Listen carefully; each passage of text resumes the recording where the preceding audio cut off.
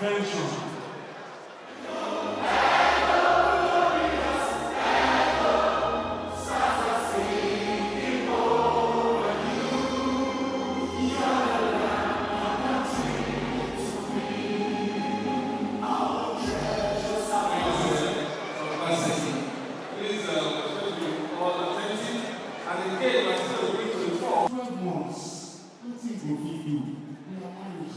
Let us have 13 more.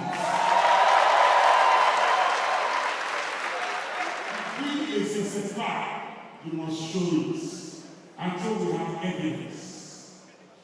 First and foremost, we do not labor in vain. Some people say we will labor in vain. We expanded to take care of the present fear crisis. All somebody or one people more. The one who performs what we have as soon. Our life is 24/7. Because I don't use the time enough. And also, training center, the edifice called John. Because the tools need to be sharpened. We have the place where we are standing now. I can testify to that. I am an actor. I have performed on this stage. So we have the reporters. We have the remodeling of the Edo Production Center. Today it is you know what that means. We have His Excellency. And of course, it will be running. Please, a round of applause. We have the Edo Ball. The Edo Ball is the first of its time. I can go on and on and on and on. But we have, I swear, it will do one. Welcome, sir. The Distinguished Secretary to Edo State Government. The head of service, yes, all of them. For me, it's a bit emotional because this is perhaps the last time I'll be addressing you. But I am also honestly very excited because I have a sense of fulfillment.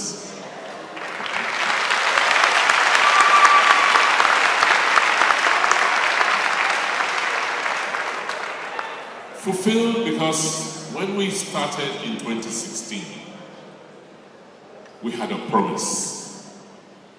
We had a vision for our Edo. We had a sense of the Edo of our dreams. We're not there yet, but if you look back today, where we were 8 years ago, you will agree that we have made tremendous progress.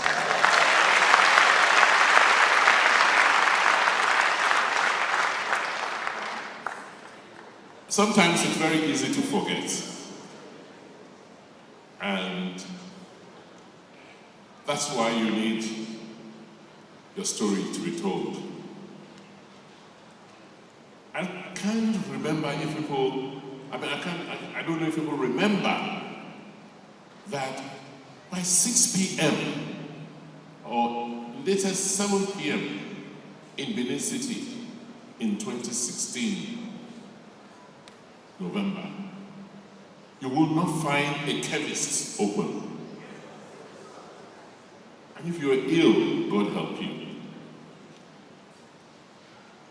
This city was dark and dingy. You could not drive through urban markets because people were shedding on the road. Not to talk about the civil and public service. And you've seen that clip because the first day I resumed on November 14th, The two places I visited that day were Palm House and Benin Technical College. And I can recall very vividly the statesmanship of those institutions. 8 years after, we can beat our chest and say that we have been able to turn things around.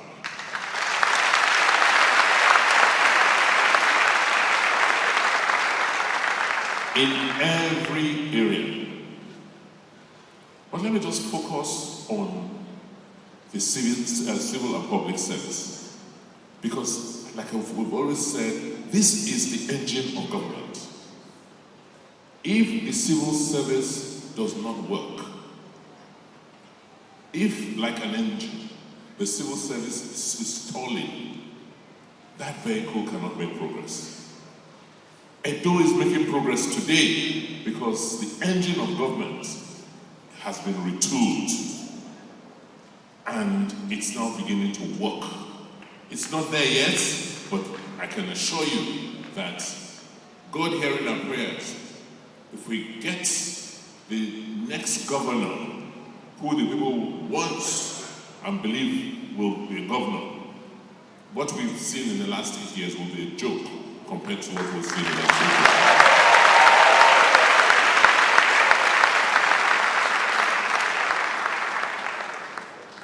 What have we achieved and why did we decide that we're going this way?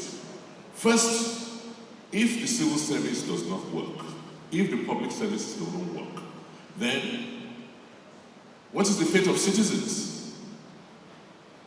We are supposed to provide services to our citizens and our society, isn't it?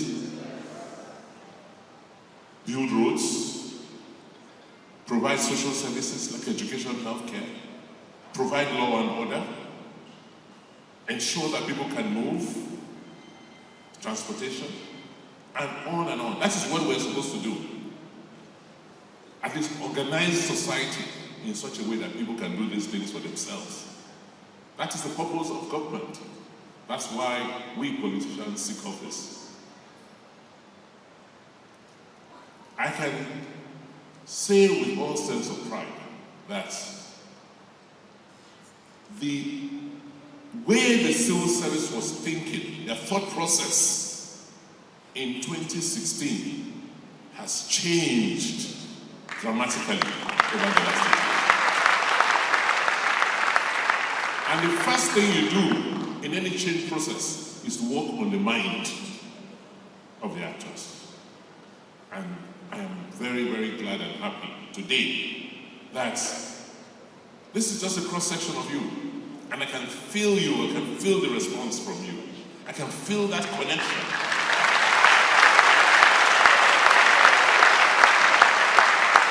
We are not talking. 8 years ago, we were not talking. Because the way you saw things was totally different from the way we said we should be headed. So, from that perspective, I think we thank God, we've achieved. The other things people talk about, I believe, fall out from the first. Whether it's the refurbishment of your offices. Honestly, if you control the most money in the state, what I mean government, civil public service, why should your offices not be the best? I don't know, tell me, why should they not be the best? You should set the standard. If someone comes into your office, the kind of offices we've met, those days, why would they respect you? Where people, you go into offices and you ask, where is this officer? Oh, she's not on seat. Where's that guy? We're not on seat. And sometimes, what is the issue? They don't even have functioning toilets. If you are treated well and you are not under stress, particular financial stress, you will not be as tempted as you are today, or exposed to the kind of temptations you are. So those are the things going through my mind. And I said, by the grace of God, by the time I leave office, these are the things we would have achieved. And I said, sometimes I should stop prophesying. Because like everything I say I'll do, I end up doing it. Or anything I say ends up happening. I said, I will be the last governor in Edo State to use paper.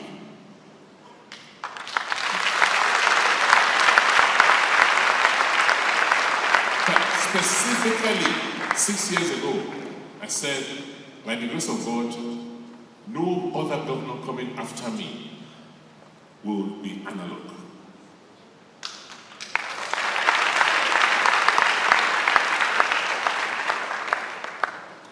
So as part of making your work easier, and as part of making your work more meaningful, we decided to look back at the whole processes. How do you work? How can the process be made easier? How can it be automated for more efficiency? And I will tell you something. Even though that was my wish, I didn't know how it will happen. I just imagine the resistance we will face. That it will be tough for the workers of Edo State to adopt technology. I tell you, when we cut over September 1st, 2023, I was shocked. It was one of my happiest days.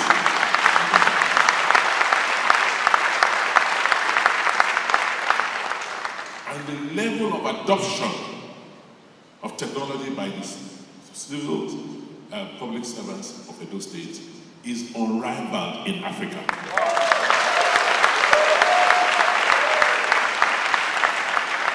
So it's not just about the governor that has the ideas and the foresight.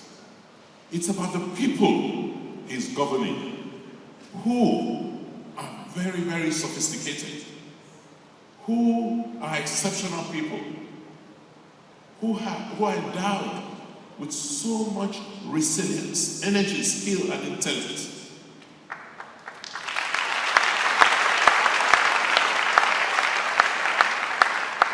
That is the issue. I was able to successfully implement the programs I implemented because of who you are.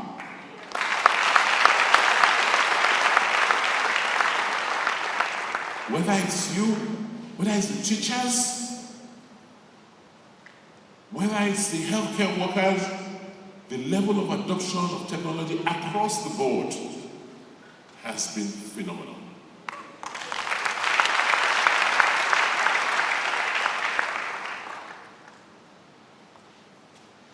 Yesterday evening, I went to inspect what we're doing in Stella Obasanjo Hospital. I'm sure with time you will get to see some of the things we're doing. That area is supposed to be our health hub, where we are building a whole health ecosystem. We've remodeled, refurbished, in fact, rebuilt the Stella Obasanjo Hospital.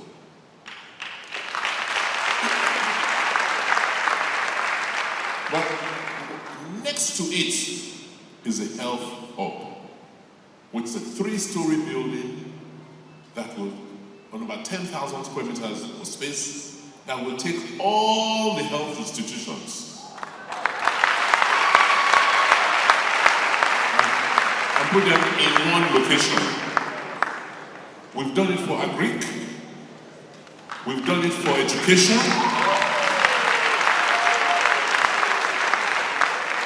and we've done it for the built environment.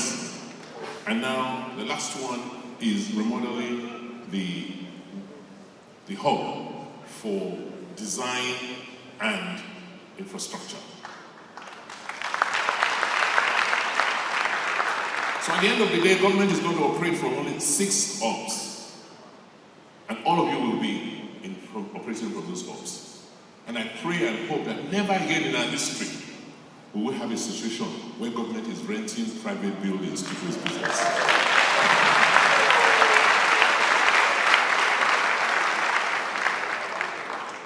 Government is government. After God is government.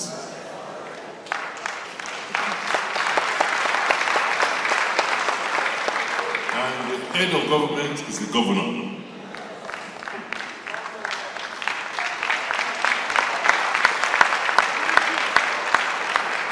The implication is that if you reduce government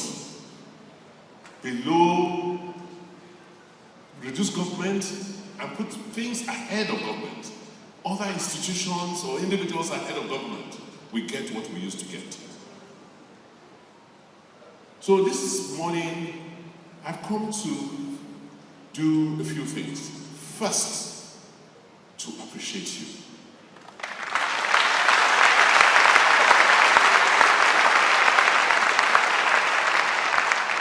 To thank you from the bottom of my heart. And to let you know that I truly, truly am grateful.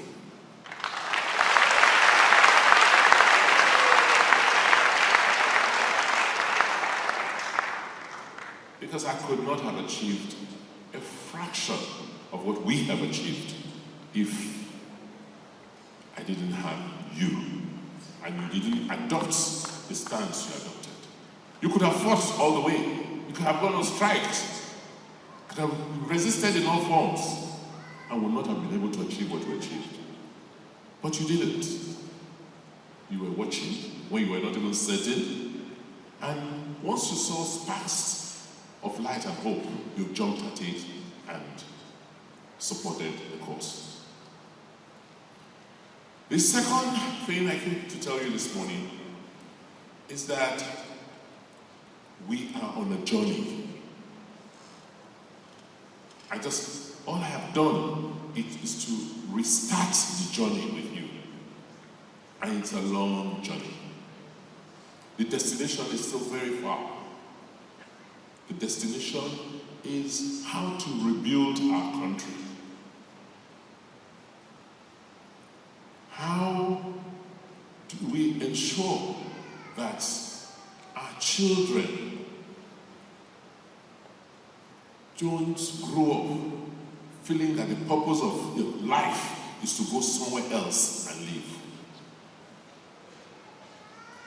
How do we ensure that we build a society that can compare with those places that we all yearn to visit? How do we build a state where people want to come to? They're asking, what are your travel plans for next year? They'll say, oh, I want to go to a place called Edo State.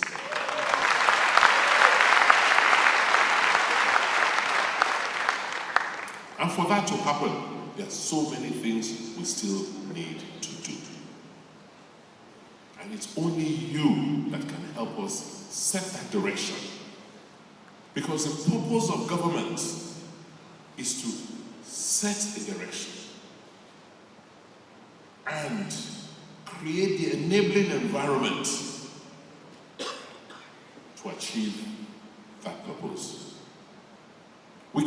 Government does not do it itself. Government has no money. The money government has is the people's money. So, it's a contradiction when people come to government and work for government and expect to be very rich. No. Because the money in government belongs to the people.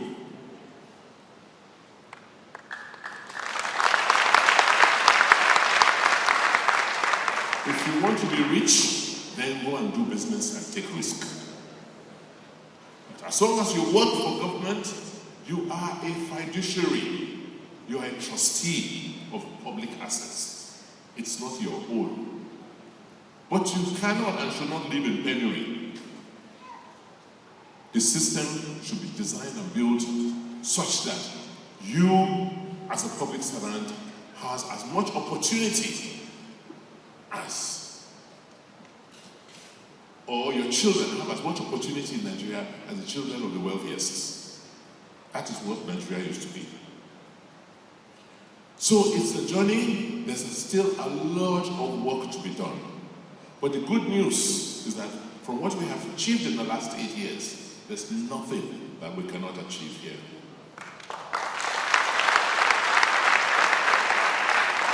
Take it from me, there is no state as rich as Nigeria. There's no state in Nigeria that is as rich as Edo State. I know it, and it's not just a hype. Because we have practically what most other people have in Nigeria. But we have something they don't have. It's centuries of us being able to organize ourselves and build our own systems. It's the quality of the human capacity we have in Edo that makes the difference.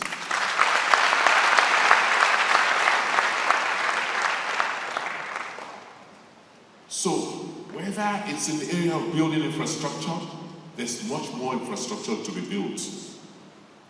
Whether it's in the area of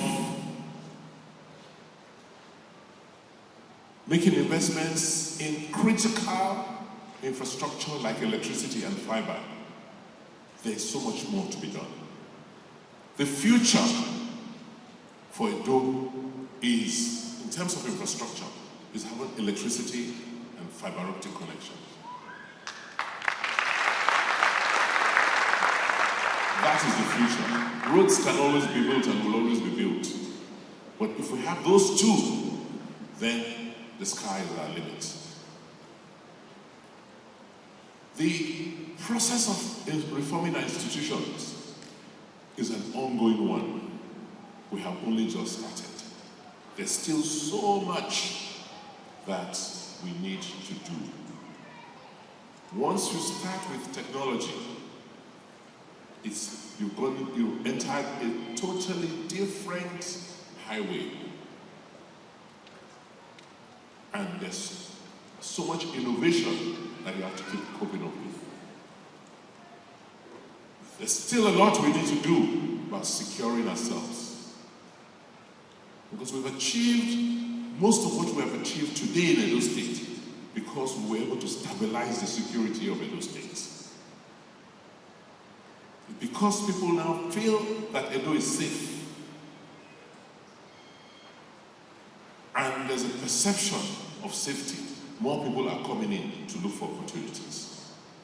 And that is leading to more people making investments and creating more opportunities.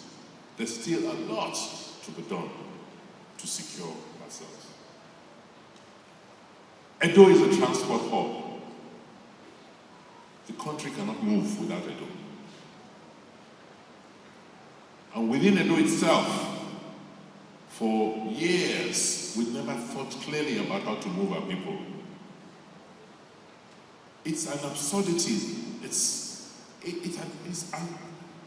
crazy to imagine that you can move 200 million people with their goods by road alone. It doesn't happen anywhere in the world. So there's a lot of work we still need to do in building our transport infrastructure and making Edo that hub where everybody must come. In terms of economic development, we just started. In 5 years, we're doing almost 70,000 hectares of land for palm oil alone.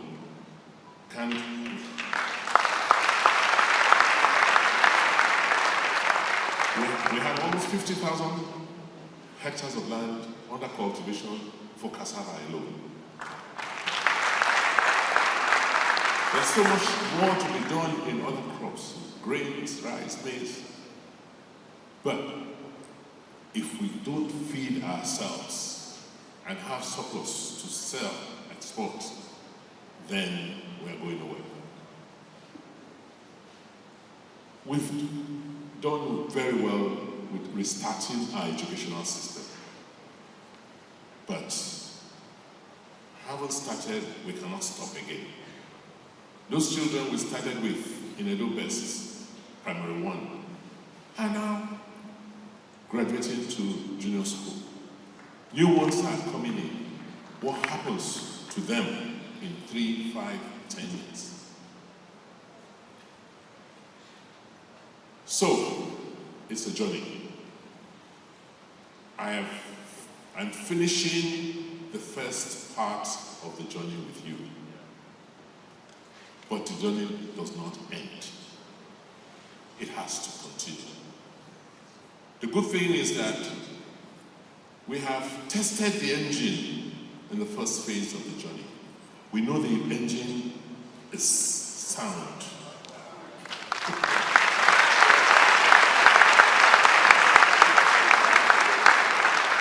There's still a bit of retooling we need to do. We need to add some parts to make the engine rev and move faster. So, don't worry, we started. There are many parts to the vehicle. We need to continue to increase the capacity of that engine and add any other parts to this vehicle so that it can carry more services or more activities. My last point is that where we are today, with what we have achieved in 8 years, given all the fights, all the troubles, right? To achieve what we have achieved today, you know what it has cost us. The next phase of the journey will mean that we don't have to fight some of the battles we fought 8 years ago. We have established a new ground norm. And by the grace of God, by next week, same time, it will be clear.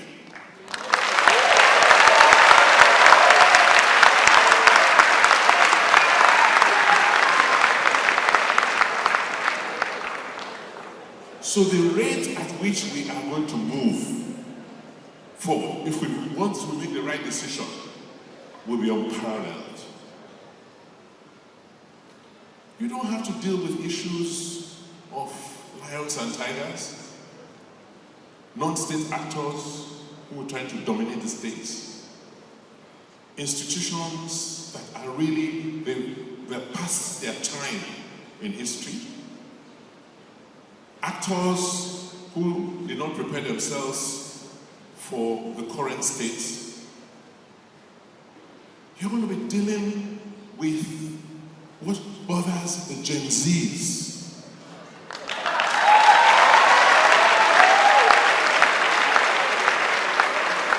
And the next generation. Because they are more. They are the majority. Those are the kind of things we're going to be dealing with. And therefore we cannot afford to make any mistake. Any mistake will be too costly. When I say the next election is a do or die, what I mean is that, God forbid they do, then this will die. That is why they cannot. Do you understand? I mean, if they do that, can you even imagine what could happen if those characters, and if you see all of them together, one common thread is that they are all uneducated. None of them has worked in a proper organization, like the civil service. So they have no restraints, because it's like they're just wild animals. No restraints. So you see one of them take over power, what it will mean to us, and this is our journey. So my message to you, final message to you, is that this is a risk we cannot afford to take. We face an existential threat. It's about, the risk is about having people who have no idea of the direction we are going in terms of this journey. So they won't even know when they are pulling us back, like it used to happen.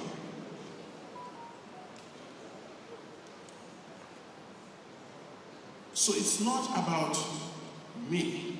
It's about, let's sit down and say, okay, this is democracy. You guys you're contesting for power, but tell us in specific terms what you intend to do for us.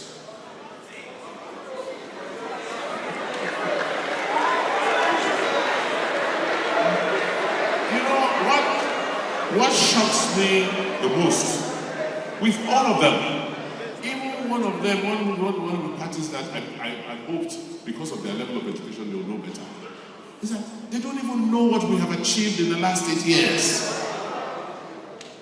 They don't understand how the civil service works. Somebody said we introduced e-gov because we want to steal, we want to burn documents. So it's not about Obaseki again. It's about you, the risk you face. They don't understand how to read the balance sheets. They have no sense of finance. So the things you need to make the decisions to keep the system going, they can't, they don't know. So why should we allow them close? They have nothing, they've not offered us anything. All they have offered, all what they're arguing on, all they're campaigning on is federal rights and violence. But they forget that they are not more than us. Those who want to move forward are much more than them.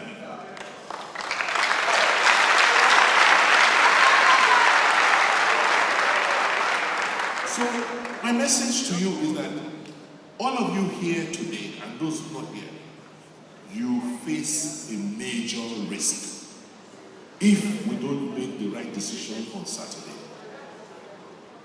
It's like a life and death decision. So there's no sitting on the fence. You are all going to go out and make sure you get people mobilized so that the majority can come and express themselves. Are you hearing me? Yes. It's about you. Because any wrong decision is going to affect you first, the most. Do you understand? Yes. We have established a new direction.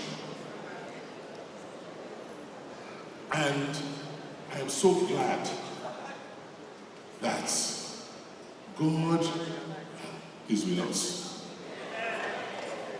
Because one of the biggest burdens I've had to carry as a governor, particularly this second term, is who will take over from me. I knew the kind of person, the characteristics, but I did not know how and where I could find that person. So I cannot thank God enough.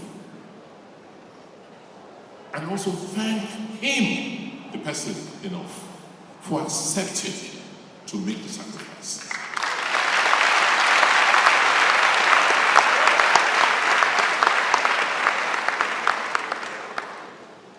That Mr. Asolume Ighodalo agreed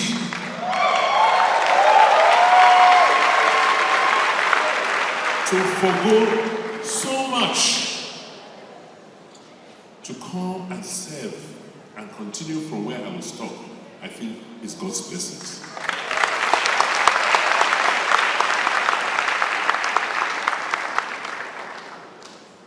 Forget about his achievements. Resigned from the board of almost 16 companies, including the largest company in Nigeria, to come and serve the states whose revenues are not half of a fraction of what those companies earn. I think this is a major sacrifice. Those other people, do they have another job?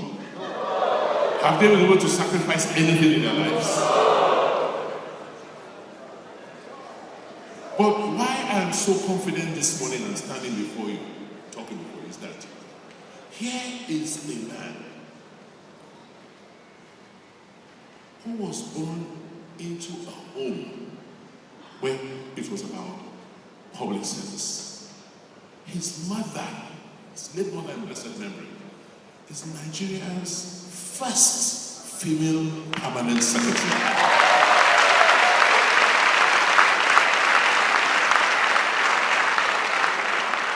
So he grew up in the home of civil servants. He understands what the civil service is supposed to be. That is the life he led. So I am so happy and glad that he accepted. And I will leave Edo feeling so fulfilled if he can sit on that red chair as a governor of this state.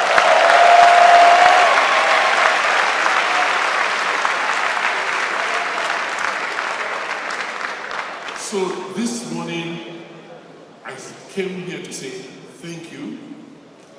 Remind you that it's a journey we just started. And the road is still long and cozy. And in some cases, it's still rough. That we face a major risk because those who are contesting with us to come get power in Edo State have no idea where we are and what we have achieved and where we're going. And that God has been kind to us to touch the heart of somebody who is not only, who doesn't only have the pedigree, who has the upbringing, but more importantly,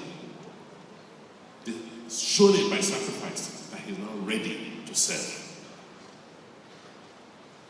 So my message this morning is that the best send-off you can give to me, the best thank you can give to me, is to go out and work to make sure that Asuleme Ighodalo becomes the next governor of Edo State. Amen!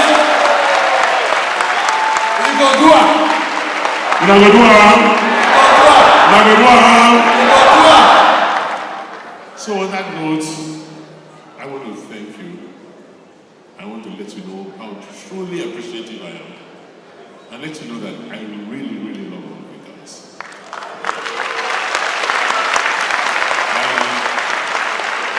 On that note, let me invite Mr. Asuleme Ighodalo.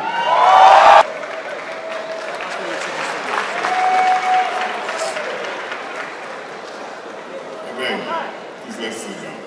As a child of a civil servant who did all his homework under my mother's desk, I thank you, sir. The Edo State Public and Civil Service has become #1 in Nigeria. Since its decimation in 1975-76 and in 1986, we have rebuilt. And I thank you, great men and women in this room. You're wonderful. When I see the way you work from when I used to come here 15, 16 years ago, I see the remarkable change. Governor Obaseki, good afternoon. Secretary to the State Government, good afternoon. Our head of service and the leader of this magnificent group, good afternoon. Distinguished permanent secretaries, because I must salute permanent secretaries especially because permanent secretaries are the engine of government. I remember my mother used to say that the commissioner could set policies, but she could sign his 50 naira weekend allowance, and he could never go past that 50 naira, no matter what happened. Permanent secretaries were strong. They were men and women of courage, and they developed Nigeria. I only wish what happened in 75, 76 never happened. But I want to say this. Governor Obaseki has done a remarkable job. I can only, and when I say this, our opponents use it wrongly, because like Governor Obaseki said, there are many things they really don't fully understand. I will continue, by the grace of God Almighty, where he is working. He hasn't stopped, because he will work till 12 noon, 12th November. So he won't stop. So it will be a continuation. So people keep talking about stop, there is no stop. So at 12:01, 12th November, I will continue what he just finished doing.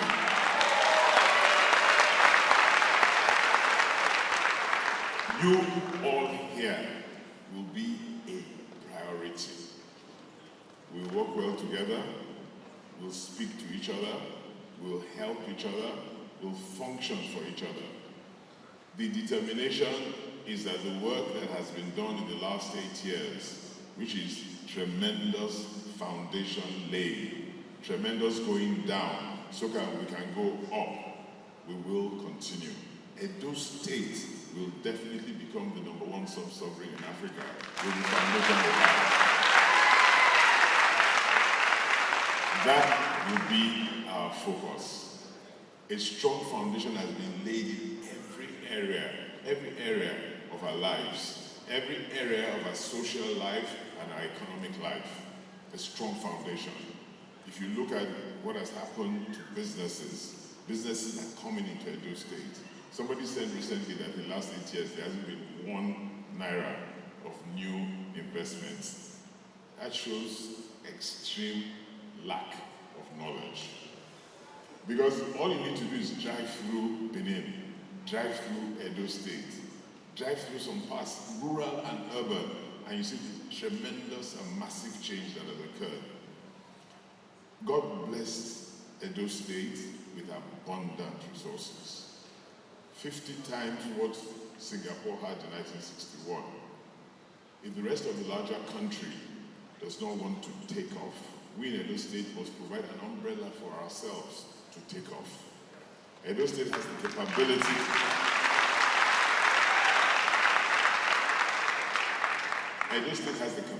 capability to easily become a 100 billion naira monthly revenue economy. Easily. And when I was on the Man Around Town talk show this morning, I said it. If we complete the work, or when we complete the work Governor Obaseki is doing on security, just complete that work. And we have about 700,000 Edo indigenes who are working well in the diaspora. We bring half home on holiday twice a year. They spend $4,000 twice a year. They don't spend it in Lagos, because most of them get to Lagos, come to Benin for a day, and run back. They spend it here for 2 weeks. The reflation in our economy will be phenomenal. So that's even if you have a lazy governor, who all he focuses on is what Obaseki has done in security. And we won't be lazy. Every foundation we will build on. And we will, like I said up there, be partners in progress. There is no political office holder that can ever succeed if the civil and public service do not work in tandem with that person. It's impossible. Many of you have read Lee Kuan Yew's book. I knew the first thing he did was focus on the civil service. Ensure they were comfortable. Like our governor said, the civil service is not truly where you make money. Civil servants make money when they retire, either by writing books or by going into business. But you must live comfortably, because we all go to the same markets. Not only that, you drive the economy. So you must be in a comfortable state to think through how you're going to drive that development of that economy. There's no other way. And I promise you all, by the grace of God Almighty, that the great work Governor Obaseki has done, we will continue it as regards your welfare. He's taking your welfare extremely seriously. There's still a lot more to be done, and by God's grace, if we can build that 100 billion naira revenue monthly economy, we will do the work. I thank you for what you've done so far. I can only beg that you give to us the same level of dedication, loyalty, and commitment that you've given Governor Obaseki. We will make you all proud. We will make you proud. You know, one of the worst things you can have is leadership that you're not proud of. Leadership that you cannot point to as your leader. And that will not happen for us in Edo State. God has a special place for Edo State. I have this strong belief that Edo State is a driving force for the development of Nigeria. When we develop Edo State and take Edo State to the next level, Nigeria will start coming up. We will be the catalyst for growth. We will pull up all other peer governments that are serious. And that's the way Nigeria will grow. I thank you all. We're going to work hard in the next 4 days. At least, I'm not sleeping. I don't sleep again. I don't think Governor Obaseki sleeps. I can't sleep until Sunday night. We're going to keep working extremely hard so that we don't give those who don't mean well for us, those who don't know how to even mean well for us, a chance, even a sniffing chance at trying or getting near office. We can't afford that mistake. The SSG and I were talking a few minutes ago, and we know that it will be a painful disaster for the economy of Nigeria, not just Edo State, for the well-being of the people of Edo State, for the social infrastructure that requires Edo State. We probably will go back 100 years. God forbid. But that's what happens. That's what happens when we vote and exercise our right for the wrong reasons. I urge you all, each person, please between today and Saturday, find 20 people that you encourage to understand why we must vote right. That you encourage to step out to come and vote. It is paramount, it is fundamental, it is critical that we all come out in our numbers to vote on Saturday. Because what we hear, if we don't come out in numbers, is frightening. The plans those people have for themselves, not us, by God's grace. Not us. It's frightening. And they don't have boundaries, they don't have limits.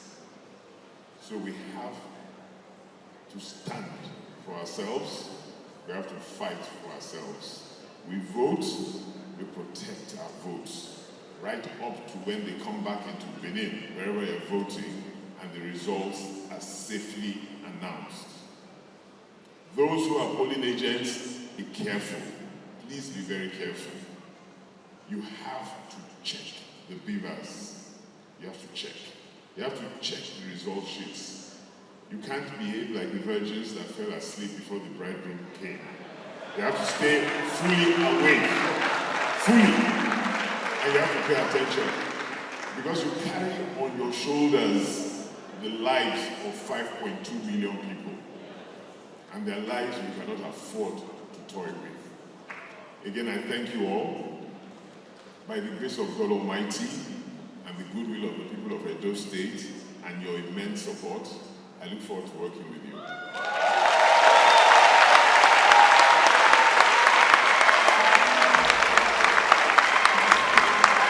Like Dr. Obaseki said, by God's grace, my first full day in office will be spent with you. My first full day. And we'll have a town hall and get as many of us as can get in there, and then we'll talk. And then we'll talk about what the plans are, how we all work together regarding those plans, so that in the shortest possible time, Edo State becomes a first world sub-sovereign. I thank you all. God Almighty continue to bless us. If you don't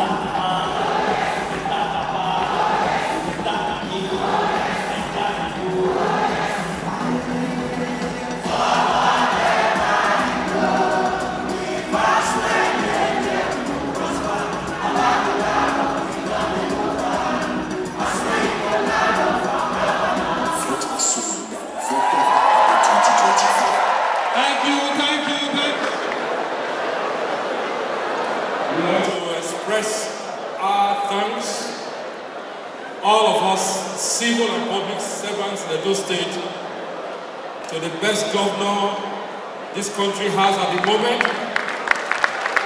Again, I say it with every sense of responsibility. We have been seeing governors.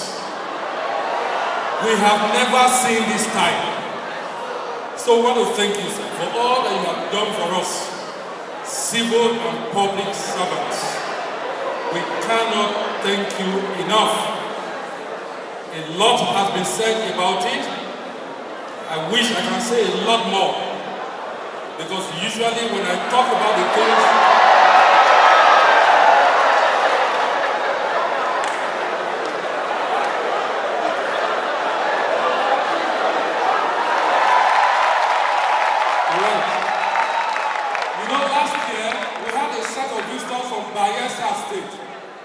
when they were coming, their driver took them through Sample Road and then they saw the secretariat building. And, you know, I don't know what happened. Somebody told them that that was a 5-star hotel. And so when they got to my office, and I had to take them back to the secretariat to show them some of the things that had happened. And they said to me, we thought this was a 5-star hotel. I said, yes, it's 5-star. But not 5-star hotel. Thank you very much. I can go on and on and on and on, but I know that we are constrained in terms of time. Let me also thank Dr. Asma Udalo. Thank you for coming to talk to us today, in spite of your very, very busy schedule. May God bless you, sir. We have heard you. Everything will be well by the grace of God. Thank you very much, and God bless you. Thank you.